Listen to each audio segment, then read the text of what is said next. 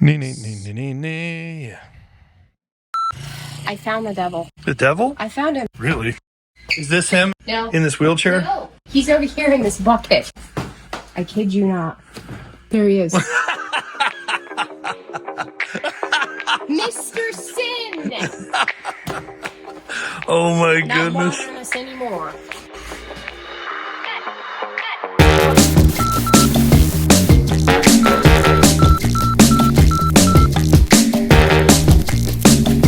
And I remember her saying, okay, you're going to play Mr. Sin today. And she hands me this purple puppet with the nasty mustache. Pop the little puppet up, and literally on cue, 80 kids out there all, boo, no, yuck, I hate that guy. I was like, man, these guys are trained on cue. Like, I don't know if they got candy for doing that or what. But oh, man, they just wanted to come down on someone. Theological teaching. Deep theological teaching. Well. Everyone, welcome to Together We Build. My name is Chris. I'll be hosting this episode. Coming soon, the very next episode, in fact, I'm going to not introduce it that way. Okay. I'm going to do something crazy. I'm going to do something hearing the new more you. fun. All right. I'm here with Prudence. Prudence. I think you should get a little kazoo. I did just buy a horn. I did just buy a Inspector Clouseau horn. But that, I had to really tell him not to blow too hard on that because his eyes were kind of like pushing the limit. Come on. It was actually fun. Okay. I'm not going to ask how you're doing, but I am going to ask you what your favorite breakfast cereal growing up. Well, actually, I'm making an assumption. Did you like breakfast cereal growing up? We ate a lot of breakfast cereal. Did you put apple juice on it or milk? Apple juice. Yeah, that's a thing. That is a thing. That is a thing. How could that be a thing? Let me see if it's a thing. That you just made that up. That is totally not a thing. That is disgusting. Apple juice on cereal. Okay, so the thing is that I wasn't fresh a apple fan juice of milk. is what works the best with cereal. I wasn't a fan of milk, and there was a whole debacle. When I was young, my dad wanted to get raw milk from a dairy. And my mother, she didn't like it. She wanted the store-bought milk. What? And frankly, the raw milk was very strong tasting. It tasted like... milky. A cow might have produced it. That is what you're going for. It is supposed to taste like a cow produced it. So I think I was probably like... this was probably between 4 and 7, I would imagine. Oh, he used to pull into the old dairy and he'd go in and get the jar of Not milk. Dairy Queen. No, and an anyway, actual dairy with cows. I always detested it. And it was, my mother didn't like it either, so it was a problem. He just thought it was healthier. He was right. And so he wanted to try to make his family healthier, and that's why he bought it. But in that process, I decided I was done with milk. Unless it was chocolate or strawberry or something, then I might drink it. And of course, milkshakes and things like that. I always eat stuff. Does anybody care about this? I mean, the question was, what was your favorite cereal? Okay, so cereal. So, Ghostbusters? No. We Ghostbusters got to pick a special box of cereal on our birthdays when we were young because my dad never wanted us to eat a bunch of the sugary trash. And so we got a special box of cereal. And one time, I must have been about 6, I guess. And I went into Safeway and I'm like taking forever down the cereal aisle. And they had strawberry shortcake cereal. On, strawberry shortcake. Yeah, it was. Let me guess, strawberry flavored? Yeah, of course it was strawberry flavored. Did it have marshmallows? I tell you what, I made sure and hid the box from my siblings because it was my special cereal. Yeah. And they couldn't be trusted. Yeah. So made sure that I hid the box. Yeah. And I literally waited, thought about it multiple times over through the next year. What do you mean the next year? You didn't eat it? No, I ate the box of cereal, but I only got a special box to myself. Oh, you only got one box. Year. So you're saying after you ate it, it was so stinking good, you thought about it all year long? Yeah. And then I can tell you I was terribly disappointed when it was my turn for my birthday box of cereal. And I went back to Safeway, and guess what they did not have? Strawberry shortcake. The strawberry shortcake It was called cereal. grape shortcake after that. And of course, it was probably one of those specials, where they put it out just for a short amount of time. But I was Just really during strawberry into shortcake strawberry land shortcake, days. and so it was super special. Just the packaging and the flavor and the specialness of it all. And to this day, I'm still working through my disappointment that Safeway didn't produce any more strawberry shortcake cereal. I am offended on your behalf at their lack of cereal production. I don't eat cereal usually. Discouraged.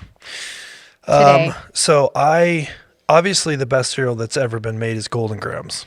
But aside from that, the ones with marshmallows are pretty good. They're fine until they sit in the milk for way too long, and then it's like you're That's eating not a some problem sort with of my bowl. pig slop. Are you talking about Golden Grahams? Yes, No. they get all melty in the milk, and it's like, No. oh. It's solid goodness. Nah. Solid goodness.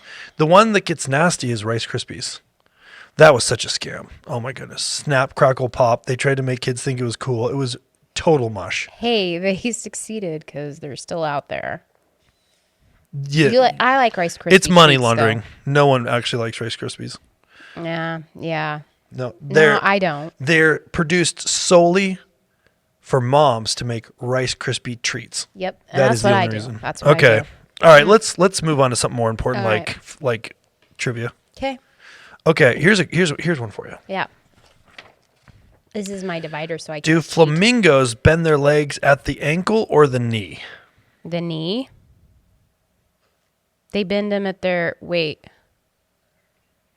So all like humans and most creatures bend them at the knee. I think it's And they have most really birds high do. ankles, right?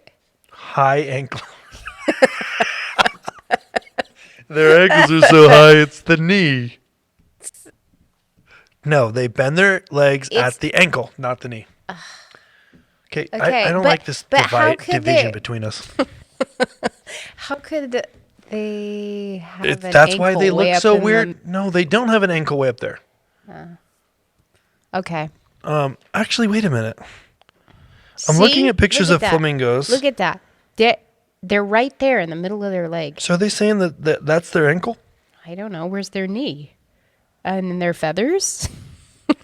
I think their knees bend Okay, backwards. this is what right? it says. They essentially stand on tiptoe. The knees are closer to the body and are covered by feathers. This is just the first of many weird flax. Okay, so look at that. That is their so- ankle. So their kneecap So their knee is way up. actually their oh, ankle. yeah. You see their knee way up here. That's just weird. So their ankle is in the middle of their leg. Okay.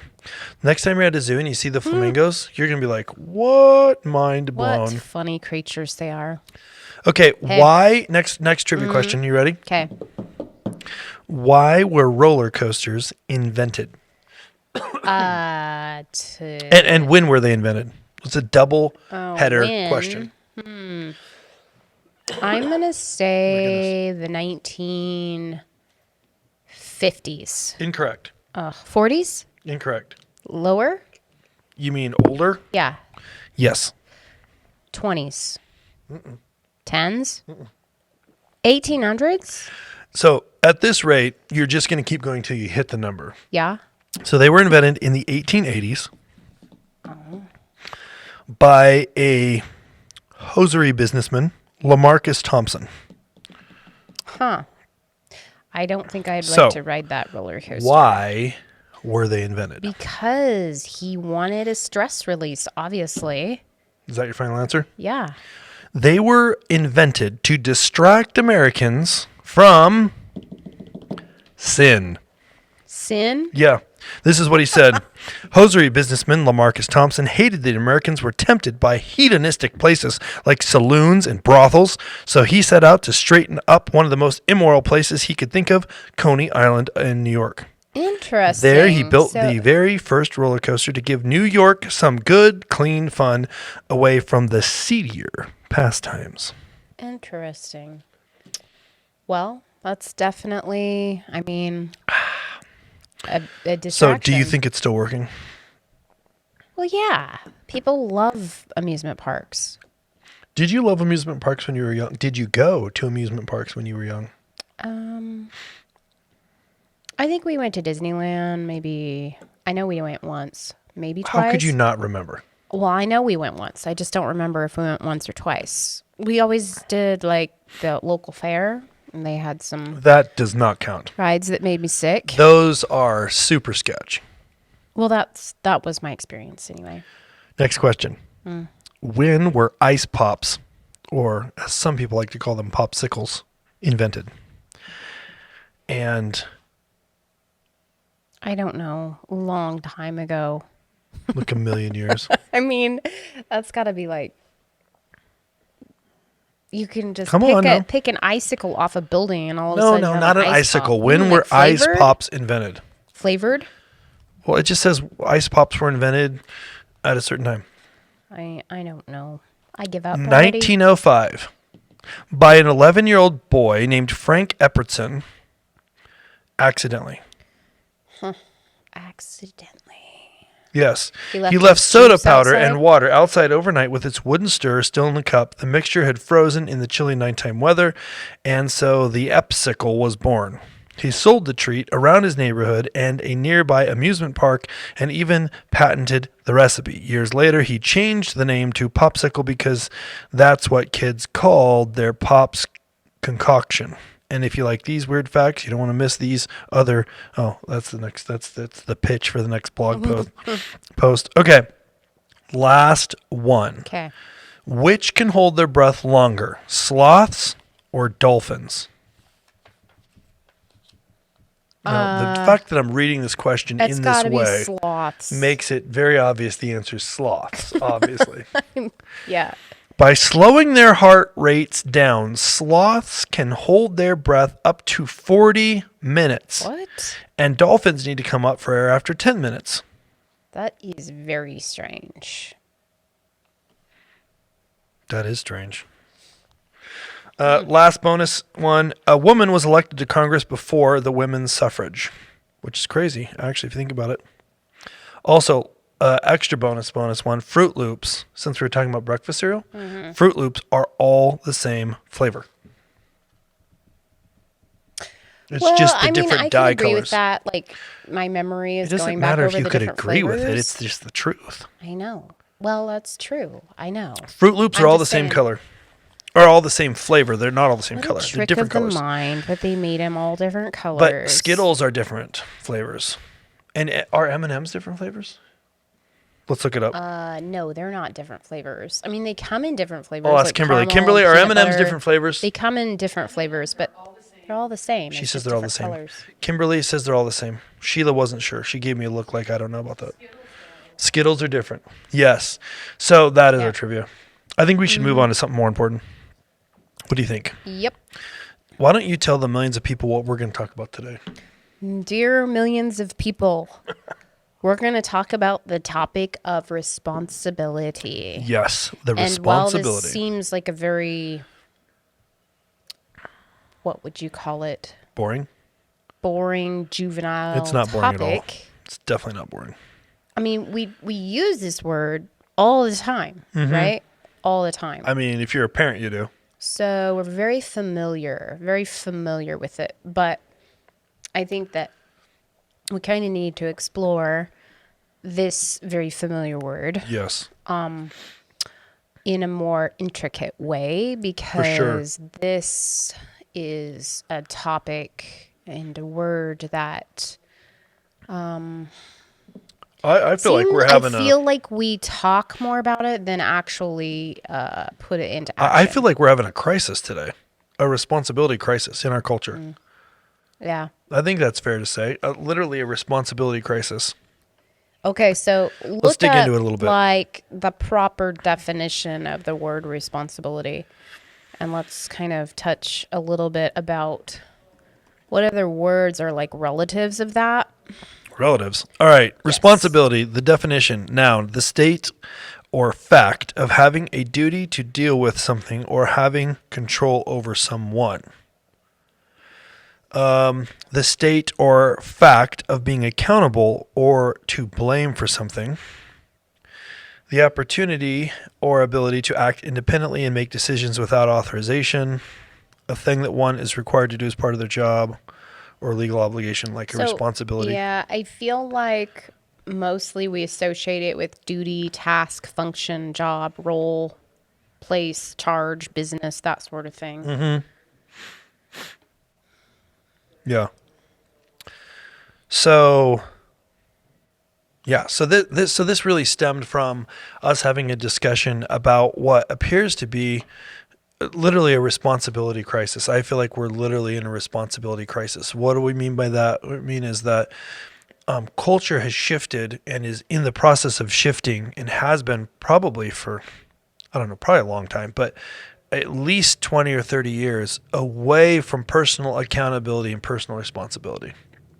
Right. And that's really what got us talking about this, right? Right. So we kind of made some notes on areas and issues like in our area and space here in the Northwest. What we see is a problem because somebody else wasn't responsible. So if basically we all are responsible for something, some part of us, emotional, physical, all of these different elements of who we are as humans. Yeah.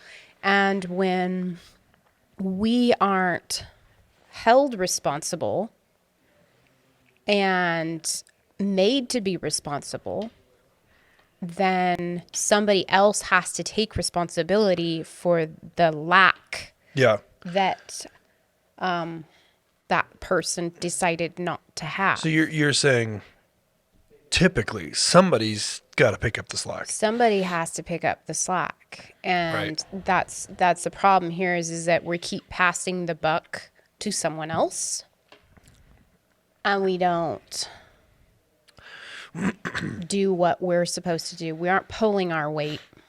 And so then it dwindles down to very few that have to pull the weight. Yeah. And so some of those areas that we have seen, let's see, is homelessness. So if you're looking at this problem, how does responsibility kind of go with this? You mean tying with homelessness?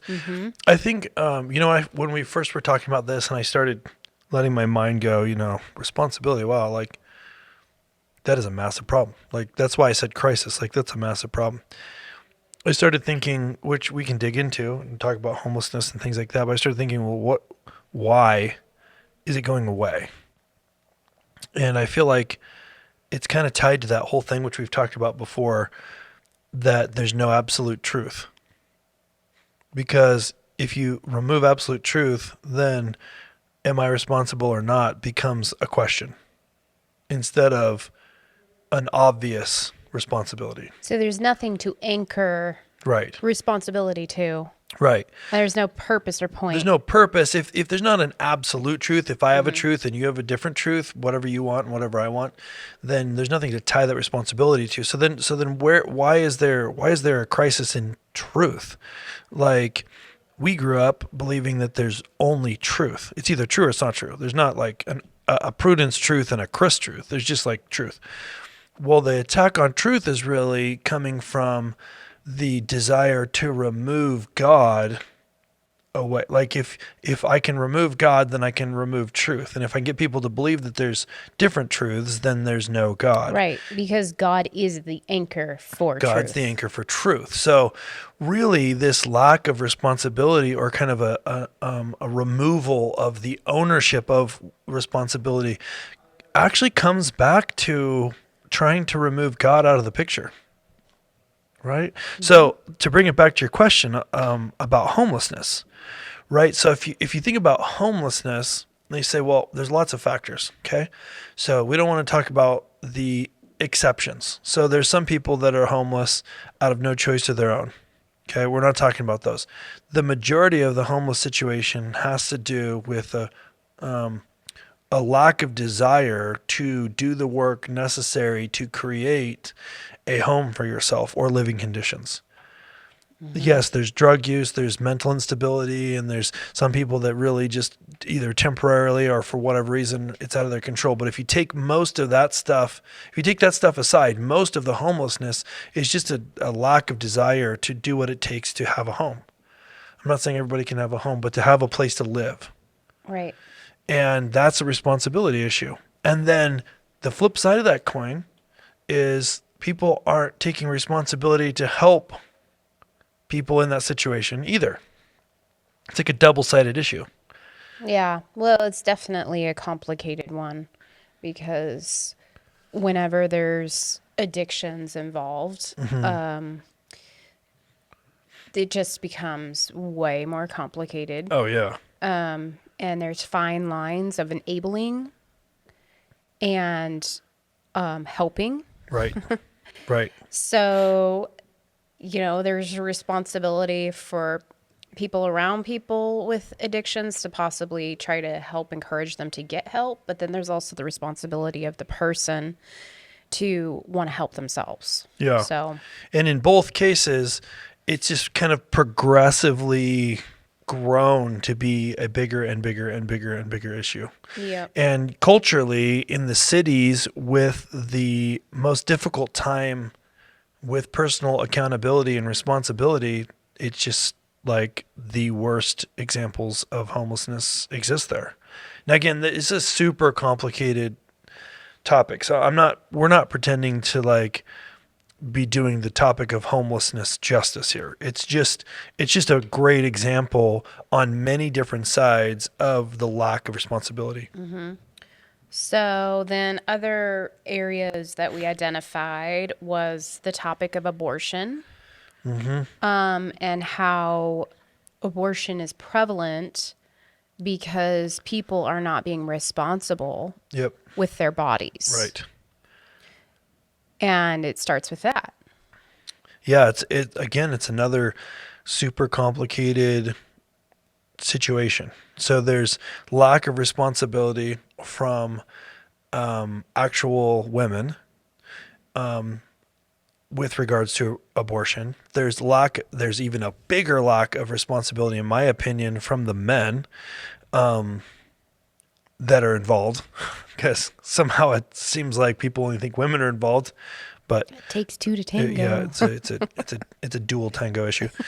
And then there's another one that people rarely are thinking about, which is the responsibility of the church and or parents and or educators to help educate and prepare young people and not young people for the topic around sex and abortion and pregnancy. And we talked about this more extensively with Joni Shepherd when she was here. Yeah, so if some you wanna really good episodes. have more information on that topic, Yep. you can go and find those. I think there's like 3. Yeah, there's 3 Together We Build episodes specifically on that. And then there's another part of it too, where after a woman has had an abortion or has a baby that was not planned, then there's also the issue of the responsibility around support and help even after the fact too. So there's like the entire topic is surrounded with the issue of responsibility. Honestly, it's prevalent. Well, and I think that, we don't have to be, a part of something huge in order to take our responsibility levels seriously. And I think especially as believers, we're called to walk in excellence and be a part of building something. Let's see, what did I write here? Yeah, read what you wrote. It's brilliant. It's brilliant, Prudence. Yeah, it almost doesn't make sense. We are called as believers to walk in excellence and be a part of building that quality and taking the responsibility we've been given and meeting it head on. Yeah. So that's that's something that we should absolutely start with us. You know, it's already a problem in our culture, but as we're talking specifically, even just to, you know, a believer of sorts, like, are we taking that seriously? Yeah. I mean, I think it too, if we just take a step back for a second before we go any further and just look at responsibility for a minute, it seems crazy to me that we actually have to do this, but we really do. Because culturally, you doing okay there with your Yep. microphone there, I Prudence? fixed it. Good. Nice job. Like it's an issue now, even though it seems, I mean, to some of us, it's going to seem like, what? That's not an issue. It is. It is. Personal responsibility, accountability, things like this. So first of all, I guess we step back and go, is there a biblical precedent for this? And, you know, the answer is obviously yes. There are literally hundreds of verses that either directly talk about responsibility or indirectly talk about responsibility. And then in addition to that, just the way that God's kind of systems and processes are laid out for us as believers all have to do with personal responsibility, like all the way to literally salvation, where you spend eternity. It all has to do with personal responsibility. Everything from train up a child the way that they go to, you know, you're going to have to bear your own load, to pay a person the wages that they're due. Like literally God's economy, God's model has to do with responsibility. And that makes sense. Like we believe he designed every single person with a purpose and a plan. And that in and of itself necessitates responsibility. So if he designed us for a reason and on purpose, not as an accident, then we have a responsibility to fulfill that. Mm-hmm. So if you want to remove God, right, then one of the first things you got to go after is responsibility. You got to say everything happened is just kind of an accident. Well, the problem is, well, one of the problems that we're seeing today, everywhere in our culture. We're seeing this in the church. We're seeing this in, you know, our government, in just everywhere, is that we're all... It's prevalent. Oh, well, you'll see it in the courts. Everybody wants to shift blame to someone else. Yeah. I spilled the coffee on myself, but I'm going to sue McDonald's for millions of dollars. Yeah, it's a famous one. Most people know about it. Because somebody else should be responsible for this. I'm looking it up. I mean, just... You have to have intense amounts of insurance for everything these days, because people will not take responsibility for their error. Yeah, she was awarded a 79-year-old woman. Of it, like, in case you guys, most people know this, but in case you don't, in 1992, a 79-year-old woman, Stella, bought a cup of coffee of takeout coffee McDonald's drive-thru in Albuquerque, spilled it in her lap. She sued McDonald's, and a jury awarded her nearly $3 million in damages for the burns that she suffered. Typical reaction by most people isn't coffee supposed to be hot? So there's this story is a great example of a series of people trying not to take responsibility. So most people are like, well, this is the woman being ridiculous. But actually, she had to go to the hospital and had third-degree burns on her lap. So it's not totally unreasonable. But there's several things that happened here. First of all, she wasn't being responsible about handling the coffee, and the court proved that. And then the McDonald's workers were not responsible in the way that they handled the coffee, because they weren't following procedures, and that's why the coffee was actually boiling when they poured it, which is not how coffee's supposed to be made, and not according to McDonald's procedures. And then McDonald's tried to get out of it and cover over the story, which eventually made such bad press for them that they had to pay the lady more than she probably would have been awarded. So it's literally an example of, like, every party involved trying to not take responsibility for their part of the situation. Exactly. But craziness. I mean, it's just like we have so much and so many things that are plaguing court today about whose responsibility. It's insane. It's insane. But it's just worked its way down into just even the small pieces of our culture. I mean, the statement you made is more than I think most people realize. You said it's plugging our courts. So here's another trivia question. Okay. How many in the U.S., don't look, Okay. how many cases are filed each year in trial courts? State and federal. Oh, I have no idea. 50 million. 100 million It's crazy. in state and 400,000 in federal. It's safe to say that that's too many. Yeah. Oh my goodness. Yeah.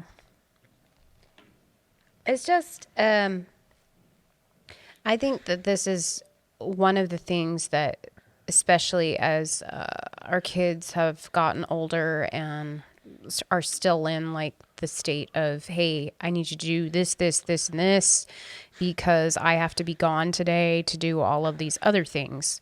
And I don't know how many times, I've come home and the stuff isn't done. Yeah.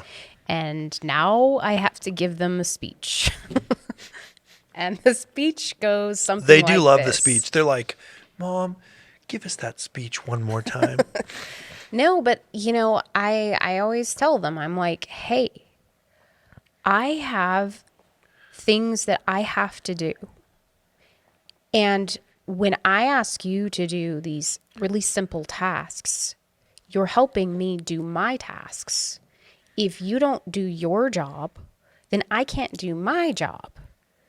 And I need you to not be in a place anymore where I'm babysitting you on this. You Yeah. have to grow up. You can't just ignore this because you're not helping me do what I need to do and feel good about leaving you in this position. Yeah. So, and there's, this thing in my head where it's like, how many times do I have to go through this? Yeah. But at some point, I'm not going to have that speech again with Well, them. you're hoping. I'm hoping. hoping. But typically, that is how it goes, I mean, 1 Corinthians 3:11, right? When I was a child, I spoke like a child. I thought like a child. I reasoned like a child. When I became a man, I gave up childish ways. And I think that's not happening as much as it's supposed to. No, it's not. It's not. So we have to, we need to help our kids understand this concept. And, if you have to stay camped out on some nitpicky thing until they get the concept, You mean then as that's a what parent? you have to do as You a mean parent. Yeah. But we want to be able to produce adults that see they're responsible for something. And Right. when they That's don't right. do what they have been tasked to do, and might I say, with excellence, Right. somebody loses out. Right. Yeah. Somebody loses out. I think that's a really important thing. That is part of the Prudence speech that she gives to the children, where it's like, hey, this stuff still has to happen.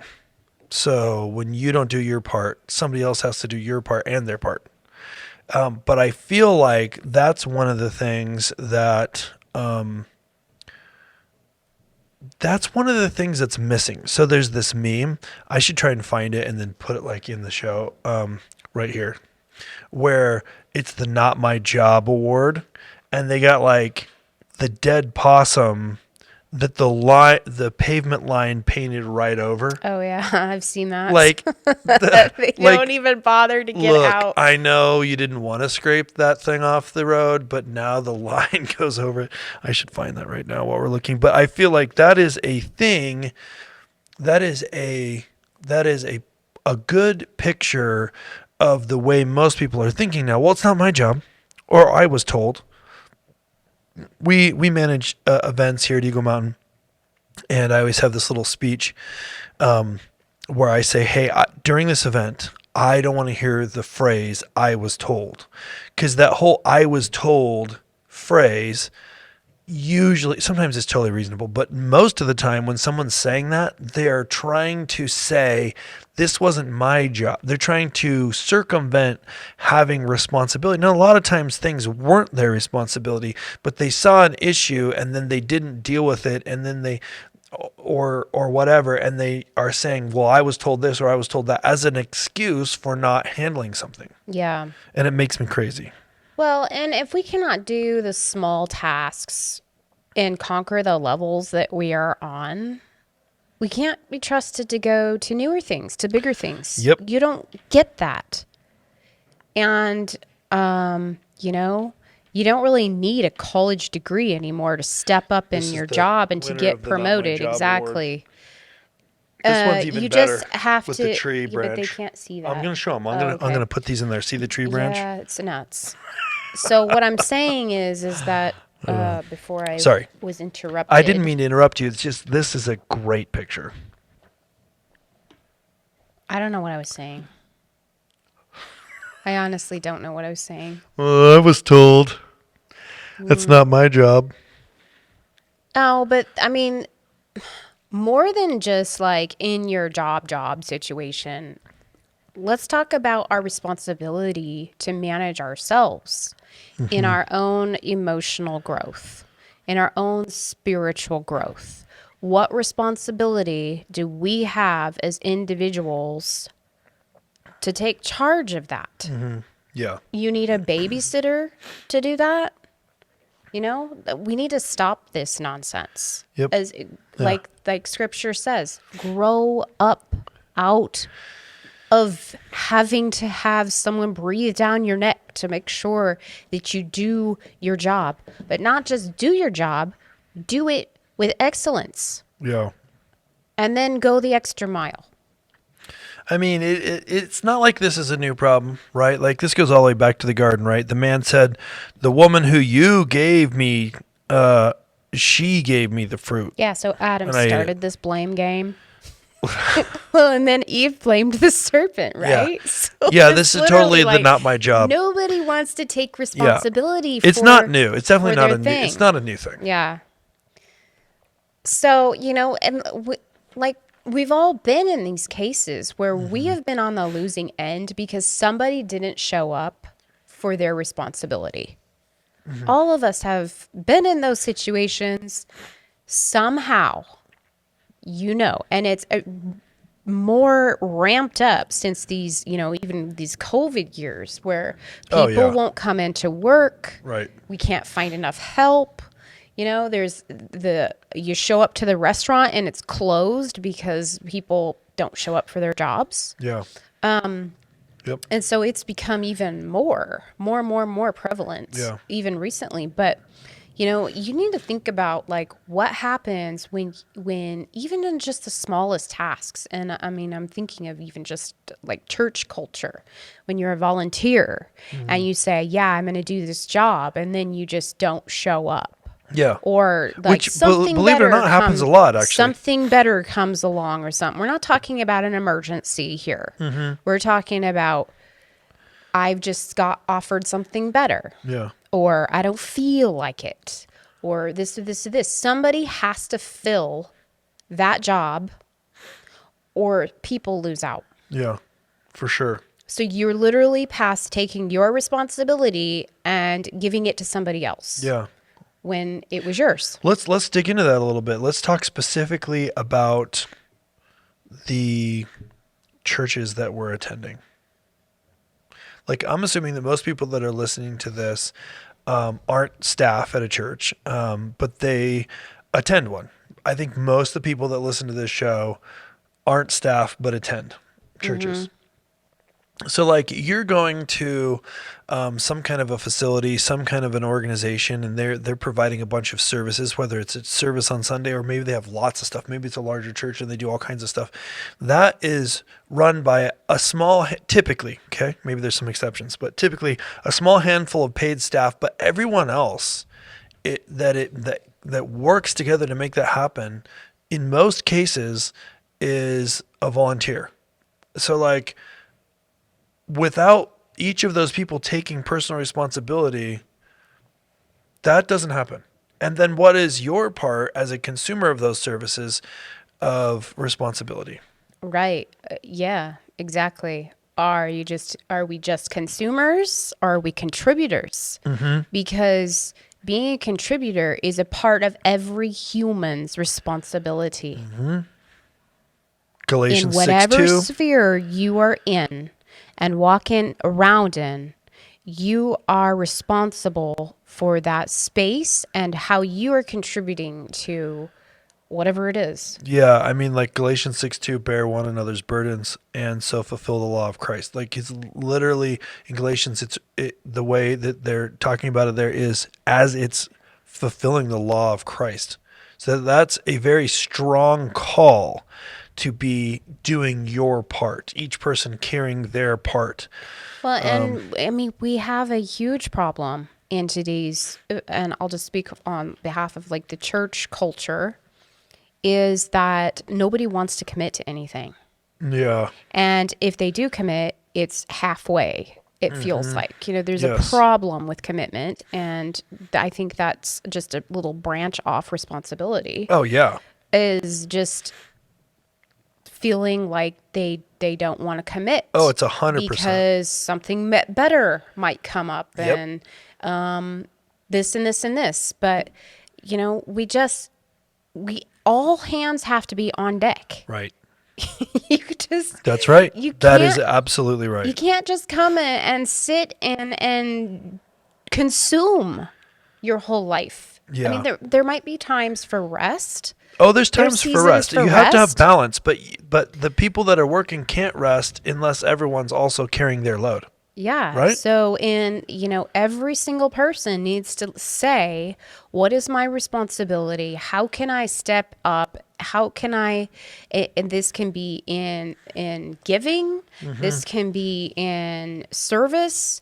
Maybe a combination of both would Oh, be yeah. nice. For sure. Just, it doesn't mean that you have to, contribute every single Sunday. Right. But what is it? The work is enormous and the workers are light. There's a verse that relates to that. The work is enormous. I changed it a little bit. The need is great and the workers are few. Is that how it that goes? isn't the same thing either. That's I'll a- think of it when I'm not thinking So of it. it's something about the workers are few. Yeah, scripture talks about this in a pretty serious way. Like in James 4:17, it says, so whoever knows the right thing to do and fails to do it, for him it is sin. Like that's pretty significant. That's a pretty serious charge when you know you're really supposed to help with something or do something or fill some role and then you don't do it. Well, and here's It's the pretty thing serious. is that, when we shirk our responsibilities, if you're in like a volunteer situation, let's just even start with that. But any situation, and you shirk your responsibilities, like another problem. The harvest is great. Yes, But the laborers are few. another problem is that you're basically you're putting the leadership and the people that are running the situation into a hard position. Because are we just not supposed to say anything? Well, what Are do you we, mean? What like- do you mean? What do you mean by that? Well, like let's just say the way that somebody is living, maybe choosing sin Okay. to spoil the way that they're living, Okay. and or they have a responsibility and they just don't show up, or they just this or this or this, and it's a volunteer situation. Right. But they what did I write? They hold the leaders hostage and manipulate the leaders who bring truth and hold people accountable to their actions. So modern day Christians call accountability religious. Yeah, that's the And trendy thing now. reject anyone who tells them that they are wrong. Yeah, that's the trendy thing now is anytime that somebody is trying to toe the line on righteousness or responsibility or truth is almost always labeled religious. Now, there is a real serious problem in the church of people being religious, and Jesus railed against the Pharisees for this. Like, he just went from town to town railing on the Pharisees. So I'm not saying that that's a good thing, but it's now become a real Well, it's the whole handy pendulum. label. It's the pendulum. It's a pendulum swing. It's swung, and now we're over here, and now you cannot tell anybody that they're wrong. Right. Or that they need to change their ways. Or that they should be responsible or or act in a yeah. responsible way. To tie it Yeah. back to this particular topic, Right. It's become a very easy get out of jail card. It's to point the finger and, cry religion. Mm-hmm. Yeah. And that needs to stop. Needs to stop right It needs now. to stop. Yeah. I mean, it's a prevalent issue. Yeah. I like the way you wrote this here. Within churches, members want everything for free. They want to be entertained. They don't want to pull their weight, service, and giving. They believe the church exists to feed them. Haven't you heard that like so many times? Oh, well, why are you not going to X church anymore? Well, we just weren't getting fed there. Mm-hmm. And what is your responsibility in that? Yeah. I think that there's definitely a time where people need to be fed. And there's definitely a time for rest. And we talked about that a minute ago. That's super important. So the pendulum can swing the other way too. And that is just as unhealthy. But we don't fix that unhealth by thinking this consumerism approach is the answer. It literally is just the opposite side of the wrong thing. Yeah, totally. Yep.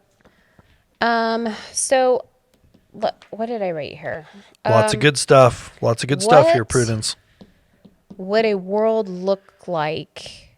Well, first of all, let's look at this. Envision a world where everyone at once, all at once, decided to quit paying their bills, going to work, taking care of themselves, doing whatever drug they wanted, whenever they wanted, stealing, taking whatever they wanted. They didn't care for the animals, the land, the helpless babies and children, the sick, the elderly. What if everyone just decided all at once that they just didn't care about anyone except themselves? I mean, it's getting close to that. It's getting close to that now. This is the lack of responsibility. Yeah. Yes.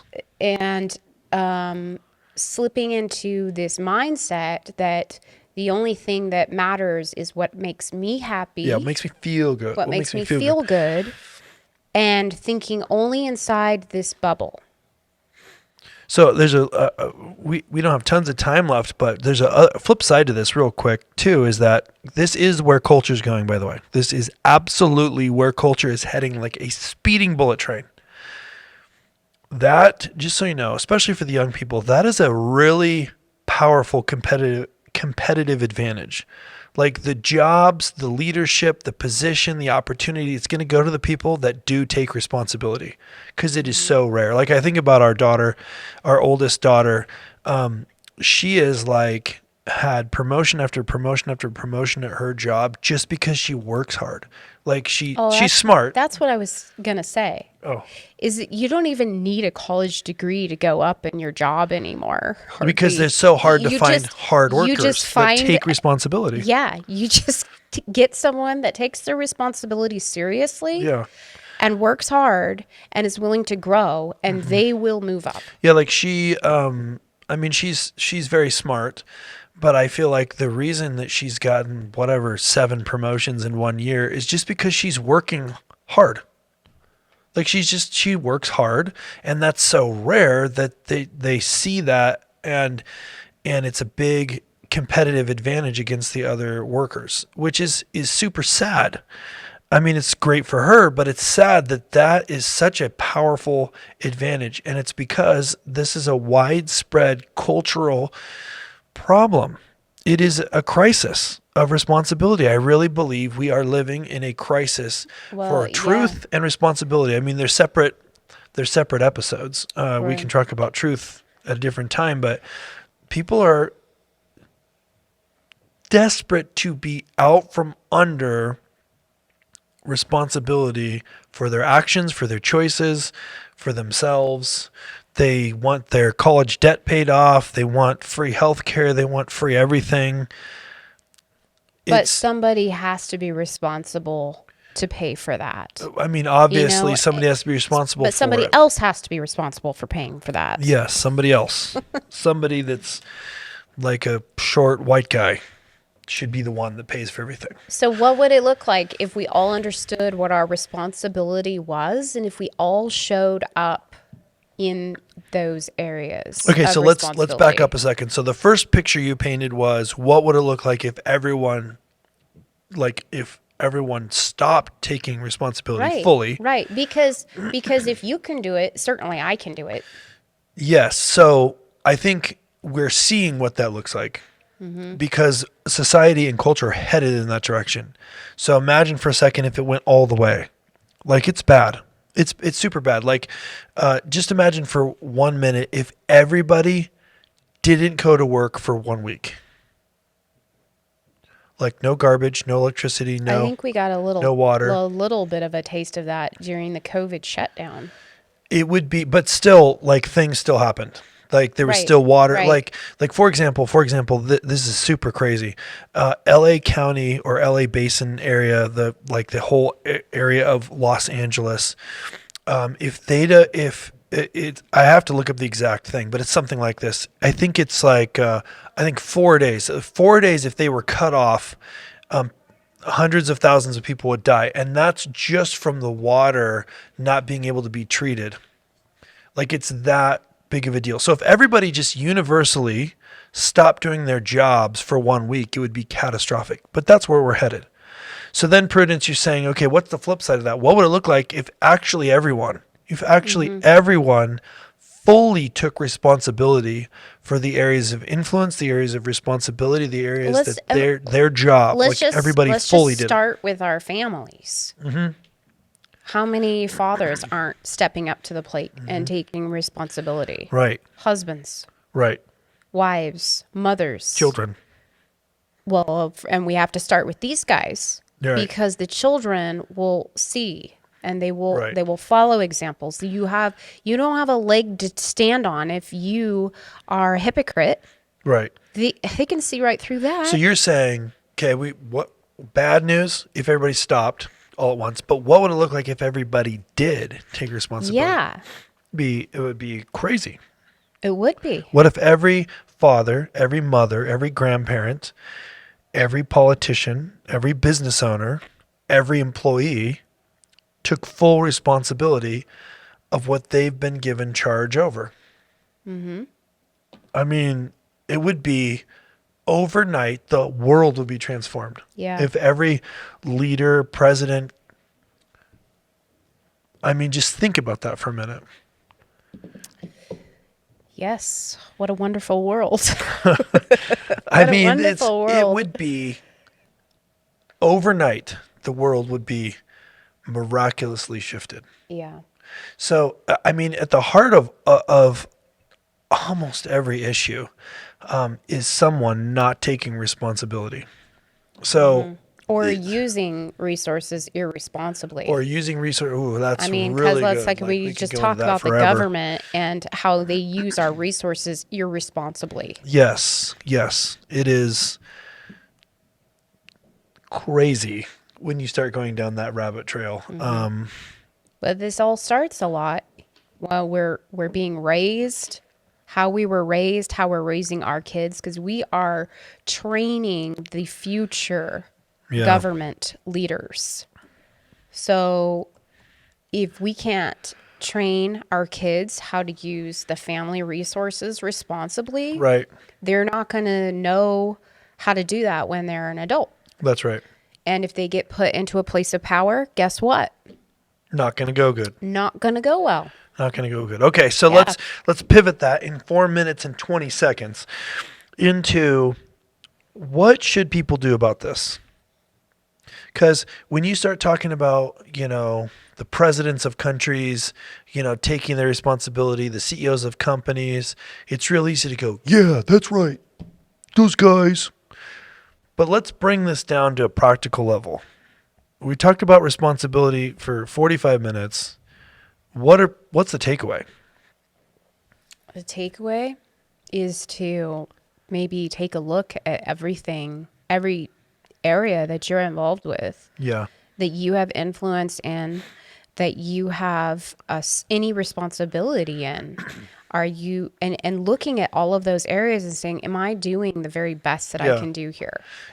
And am I at a place where I'm doing well enough that I can take on more responsibility and go up levels? Or should I fix this stuff first? Or do I need to fix this first before I can do that? Obviously. Yeah. So I feel like start with relationships. Ask yourself, what are the relationships that you are not taking the responsibility you've given in those relationships appropriately? Start with relationships. And like, what are the conversations you need to have? What are the people that you need to invest in? Who are the people that you have responsibility over, that you should be helping, supporting, mentoring? What are the people that you need to apologize to? So start with relationships, and then I think move from that to the volunteer, the support financially for the areas that you're responsible for. So like in your church, like, are you taking responsibility? Because those guys run on volunteers. Those guys run on donations a lot of the time. And then obviously, like in your place of work, what areas what areas that you have influence over are you not taking fully being responsible for? And I would hesitate to say, let me make a list of all the people that are not being responsible towards me. And I would really be careful not to do that. And instead, first, look at the areas in your own life. Well, and I almost would say that perhaps the first, like if you were to ask me, the first area would to be, are you being responsible with your own emotional health and healing? I don't even know why I missed that. That is the first thing. Because if you don't start with a very clear, cleaned off slate of health on yourself, you cannot go into all of these different areas. Put the mask on first. That's right. That's right. You have to make sure that you're in order. And that, I think, is where people can't get past. Yeah. And this is why all of these other areas don't flourish. So you're saying step one is yourself. Is yourself. Are you being responsible with yourself, your relationship with the Lord, your mental state, your ability to handle the things that you've already taken on? Step two, the relationships around you. Step three, the organization, the job, the nonprofit, the church. Like, are you being responsible and caring for those things? And if you're like trying to do that, like, I love the way you said that, Prudence. If you're trying to do that, like I'm trying to support this or support that or support this, but you have not fixed your own relationships and the relationships of the people around you, you're like, great job supporting such and such organization. Meanwhile, you've neglected this, this, and this, and this. I mean, I'm being facetious. Obviously, not a great job. Yep. Exactly. So that's just a little bit of our thoughts on responsibility. Yeah, and I think as we end this, as we're wrapping this up here, let's go back to what you said earlier. Imagine what it would look like if all at once, like I super snap my fingers, boop, and literally everybody just started taking responsibility for things we just said, for themselves, their own relationship, fixing themselves, their relationship with the Lord, those people around them that they have care over or are influencing or influenced by, and then the roles that they have in their own companies, organizations. Just imagine what that would be like. One person who isn't taking responsibility for anything makes a huge impact in the world. They do. Everywhere they go, they're leaving carnage and wreckage. Carnage and wreckage. Somebody else has to pick up the trash that they're leaving. That's right. But on the flip side, a responsible person that does things with takes their responsibility seriously and does it with excellence, because that is how the Lord would have them live, and they know it and they love it. They love to live that way. Yeah. they are also impacting the world Yeah. in a huge way. In a huge way. And I would just say, don't underestimate both sides of that coin.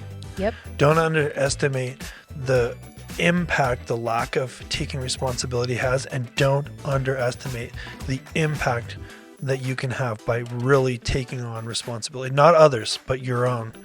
It can be absolutely profound. So I think ultimately we want this to be encouraging. When, this is a time to pivot if you need to pivot. And I would just encourage you to do that. Because again, if you just need any motivation, just take 1 minute and just imagine, or close your eyes, imagine a world what it would look like if everybody did this. And then now you got to go do your part and share this podcast with 100 other people. That's part of your responsibility. Now, definitely thank you for spending some time with us today. Like, share, subscribe, help us get this out there. Let us know what you thought about this. If you think that we're crazy fools, put that in the comments. Let us know. If you think that's amazing, put that in the comments. Let us know. Take some time to share this with others. Also, let us know things that you'd like us to dig into, topics that you think are important, and we will see you on the next one.